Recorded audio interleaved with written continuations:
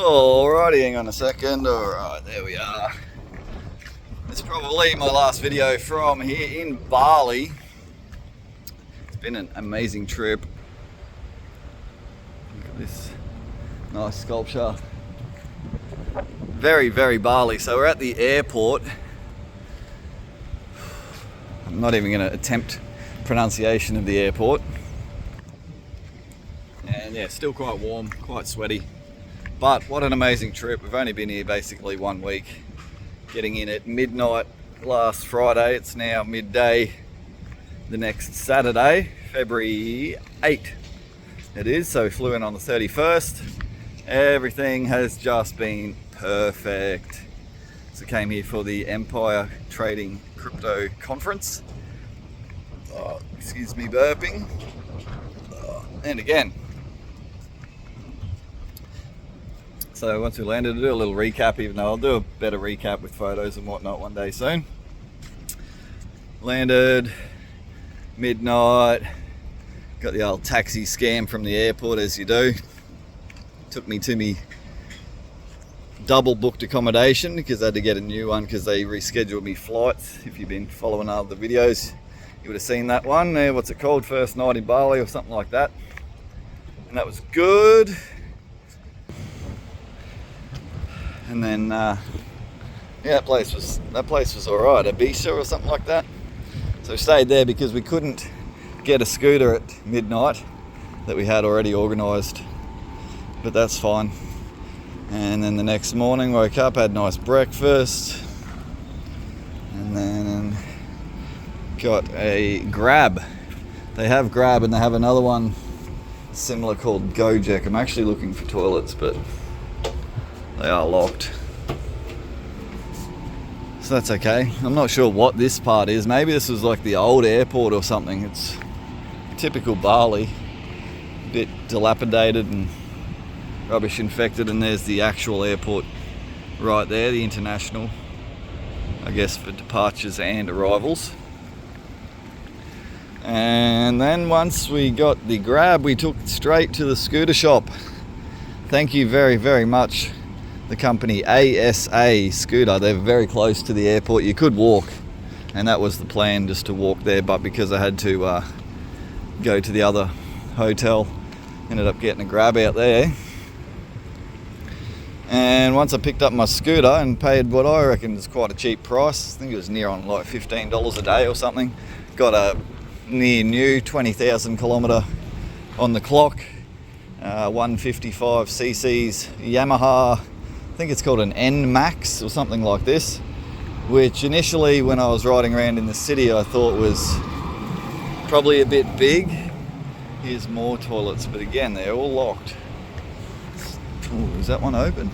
No.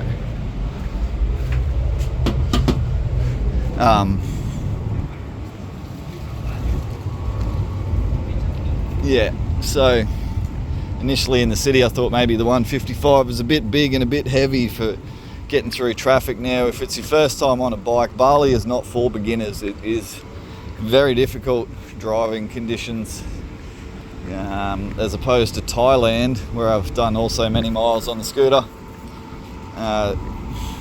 Just as crowded and congested, but Thailand is, whether it's down to the religion or what, being Buddhist, whereas here I believe mostly a Muslim country.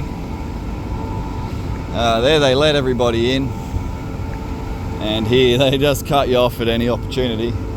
So you got to keep your fingers on the brake levers. Anyway, we got the bike, and then we took it to,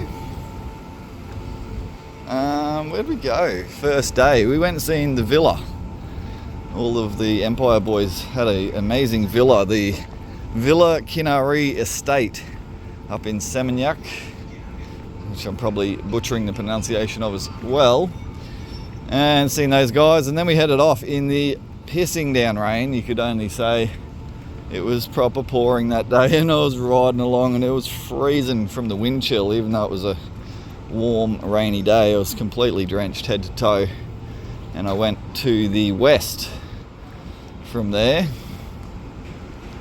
And where'd we go? all the way to like the middle of the island and then up north.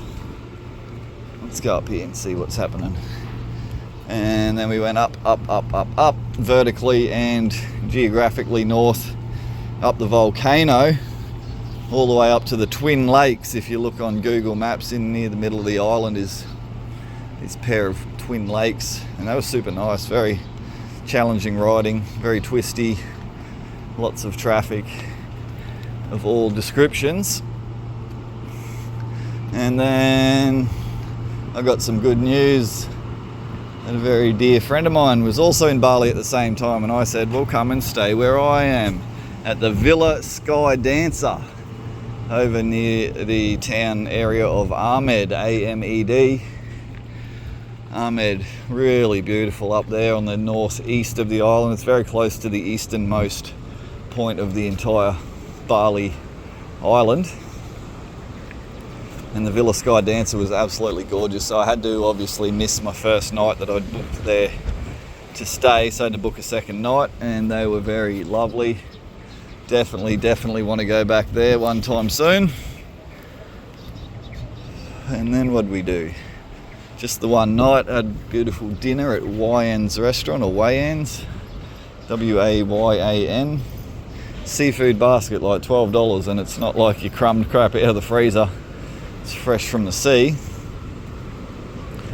And that was awesome. And then we had a good night's sleep, woke up in literal paradise. And then we jumped on the scooters and back to here being Seminyak, Denpasar, the main city region. Trying to find somewhere to sit right beside the output of these hot aircons. And so that was great. Got my new accommodation there at Tijilli, T-I-J-J, no, butchered, T-I-J-I-L-L-I, Tijilli. And that was great as well, perfect bloody accommodation, the room, everything. I already had that booked for the entire week. Turned up there, that was fine. And then that was pretty much that for that day. And then it was time for the actual crypto conference that we came for, which was 2 full days of learning, held at the Courtyard Marriott there in Seminyak. We were staying across the road, so we just walk over, perfect, food and everything during the lunch breaks was delicious, but most of all was the learnings from the team there at Empire. Learned a ton.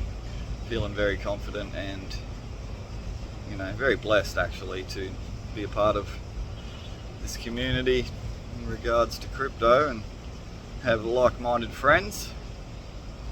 So that was fantastic, really. 10 out of 10. There was not a single thing that could do with any improvement, I don't think, in that regards. And then that was 2 days. The third day was the after party for that, and that was at a beach club down at near Uluwatu on the very most southern eastern tip of the peninsula down Uluwatu. And I was there too early in the day. I went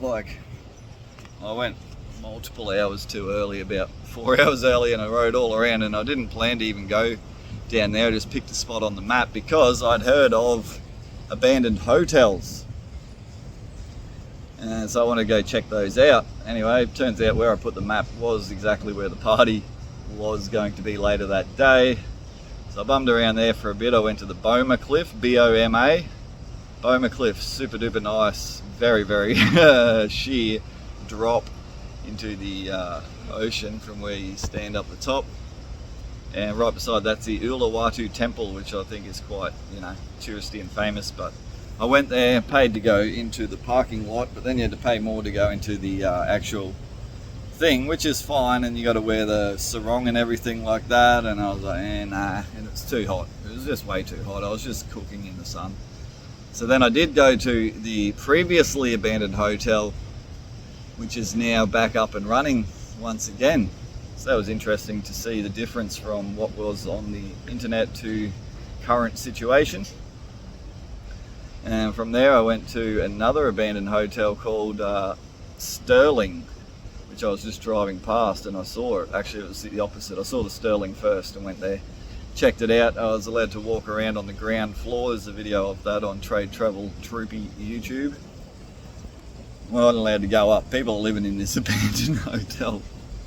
So that was really interesting and cool. And then yeah, went to the one that has reinvigorated, and then we went to a third one, of which the video will be coming out shortly. And that one was crazy. It was so huge. I think it was like the New World or the One World or something it was called. But they just basically went too big too soon, and instead of finishing anything, they just ran out of money, or maybe COVID, who knows. I don't really know the history of any of this because I'm just freestyling it. So then by this stage, I'd had enough. I was cooked, and I was back on my scooter and back through Uluwatu, back through Kuta, and back to the T-Gilly. And I saw my friend there, and he was just leaving to go to the after party where I just came from. And so I decided that I've had enough of the city. The traffic, it's too hectic, it's too hot, dusty, and when you ride around, stuff gets in your eyeballs. So then I was like, I need a break from the city. I'm going to the mountains. So I looked up a few spots on Google Maps and picked one nearest the volcano, highest up the hill, and that was the Dwan Tea Room or something. Dwan, D''W''A''N, Dwan. And that place was stunning and spectacular, and I thoroughly enjoyed being there. Had a delicious dinner cooked by the host and slept there at the pool, had a big king bed thing happening, and I loved it. Really, really loved it. Considered walking up the volcano, but that night it pissed down rain, proper heavy. And we were, that Dwan Tea Rooms is at like 900 meters vertical altitude to the top of the mountains, over 2,000. So you still got 1 vertical kilometer to walk. And yeah, really, that's not something that you can do in one morning.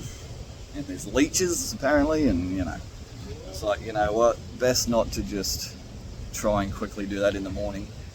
And then the old mate bloody came all the way up there the next day. He turned up right as I was checking out, and then we went to the rice fields. And that one I can't even pronounce. It starts with a J. It's like, I'll say Jellenbar, but it's not that. Chilawatu or something like that. Went to the rice fields, stunning again, gorgeous. We went to the Twin Falls. That place was bloody amazing. And then continuing along the theme of chillaxing and unwinding and a bit of spiritual healing, we went to the hot springs. And we tried to go to a real local one, but it was very, very much way too local for us. We had to go through somebody's little encampment and whatnot, and yeah, Google Maps just sent us into the bushes, into the jungle. So turned around, we went to the like more commercial one called Wet, W-E-T, the Wet Hot Springs, and that was fantastic. Had the best time there. Just boil yourself. It's not super duper hot. Maybe it could have been a tiny bit hotter. It was fine. It was the warm springs, or the quite warm springs. Absolutely perfect temperature, and the ground's there, and you get your own little like bamboo hut thing with your own little pool in there. That was about 15 Aussie dollars to stay there as long as you want all day. But couldn't stay there all day. It's stuff to do. So from then we parted ways with my friend. He came back to the city and I continued eastward. Actually, I missed Virgin Beach after we were at the Villa Sky Dancer in Ahmed. We stopped at Virgin Beach on the way home, just as I liked the name on the sign as we were driving past, and absolutely gorgeous. One of my favourite places completely of the entire trip.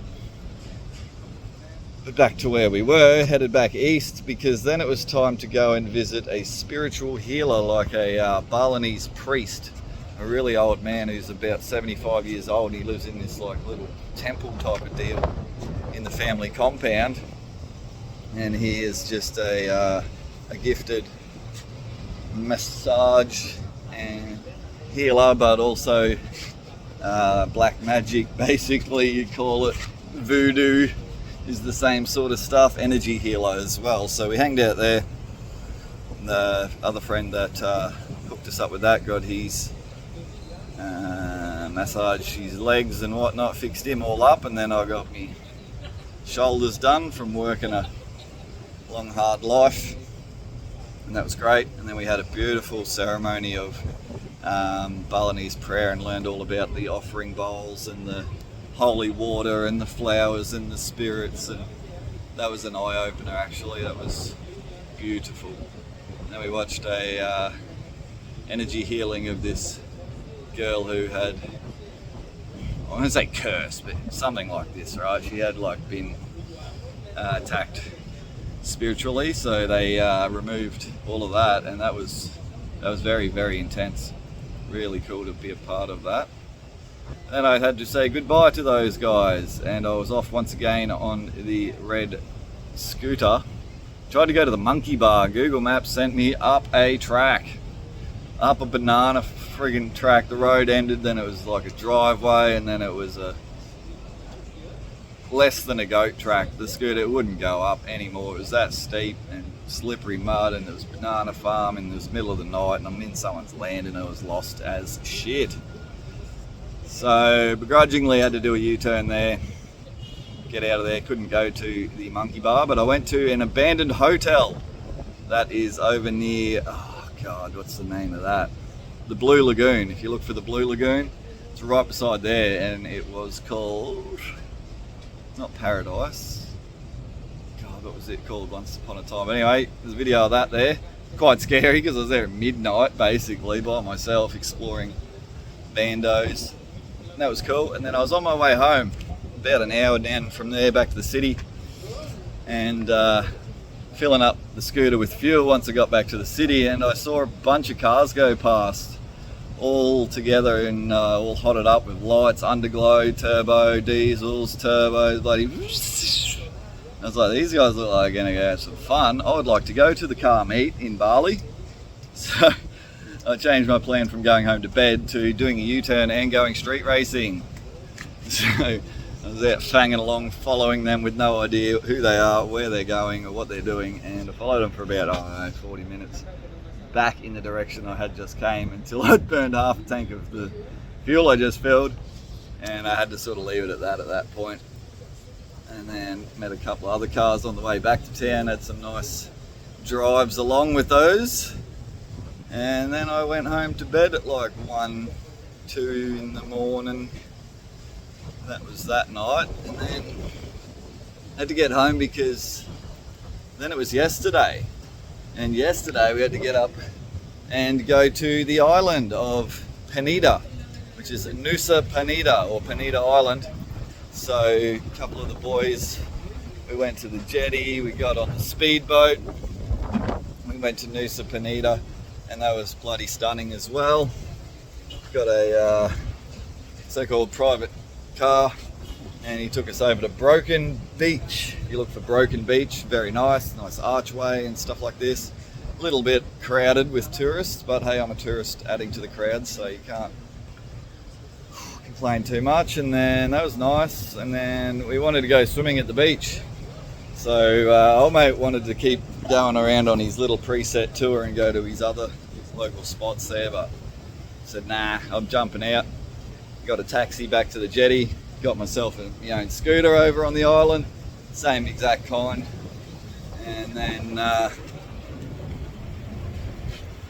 went to Crystal Beach, Crystal Bay. So it's starting to rain here now. You can see a little bit. It's just heat rain, which is nice, but it's just, we're going to be more muggy. And then had the best day there, Crystal Bay. I rented a bloody boat because you could rent the snorkel and the fins, and it was 100,000 coins. Or how much for the boat? He said, I'll take you to one snorkeling spot for 40 minutes, another snorkeling spot for 40 minutes. It'll be 660. I said, that's the deal of the century, I'm in.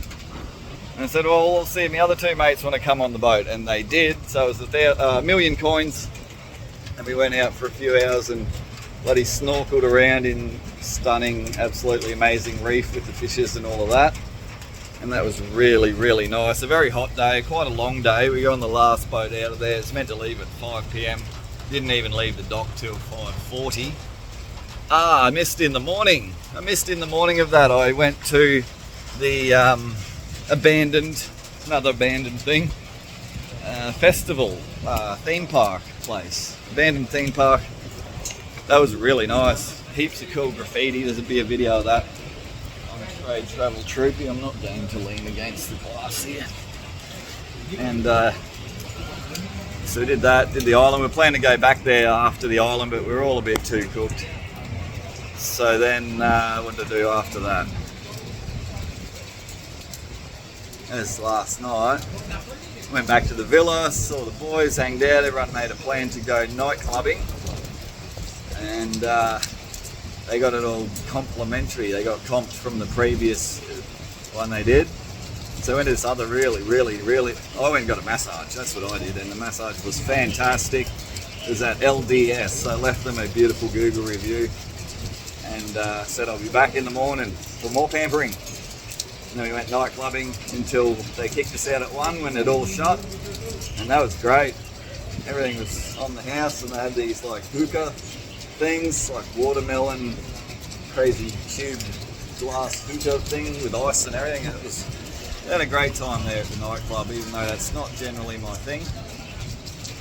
And then I made it home in time for bed and to pack and sort of sort my stuff out into piles, and had a quick little nap of about 4 hours, and then it was this morning, and got up, went to the place I wanted to for breakfast, and had avocado toast, and then went back for more pamper. I've got the full facial pamper. That was divine. It was great. And then got the reflexology feet pamper, also awesome. Went back to my hotel, put my piles in my bags, checked out, got my scooter, went to the cutthroat razor again. I missed that stage earlier at one point, but anyway, went back to that same place, got another cutthroat razoring, and then I went to the scooter place and dumped it off there and said sorry about the tiny scratch I put in the side of it when I was parking it at the jetty, and that was no problems. Gave him a couple of coins for that, and then he dropped me here at the airport over there, and I walk up here and I sign my ticket, I dump my bag, and here we are, still looking for a toilet. It's been 25 minutes and I gotta go. I'll talk to you shortly. Bye bye.